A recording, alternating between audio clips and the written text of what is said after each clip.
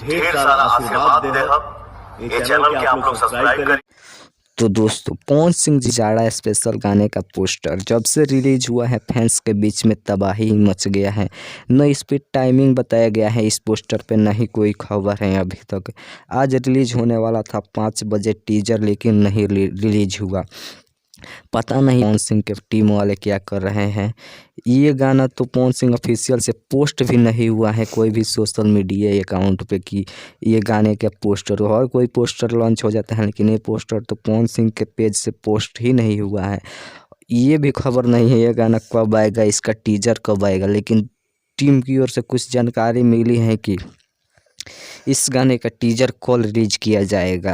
अब कल तो एग्जैक्टली टाइम नहीं बता सकते हैं, क्योंकि पवन सिंह है, यहाँ कुछ भी हो सकता है, कुछ भी बदल सकता है। बिना टीजर के भी गाना आ सकता है। आप लोग देखे ही इनके बर्थडे वाला गाने को, तो इसलिए मैं कुछ नहीं बता सकता हूँ कि टीजर कितने बजे आएगा। लेकिन अनुमान तो मैं बता देना चाहता हूँ कि कल टीजर 100% रिलीज हो जाएगा। कल दोपहर या सुबह 11 बजे होगा, और नहीं तो कल शाम 5 बजे टीजर आ जाएगा आप सभी के बीच।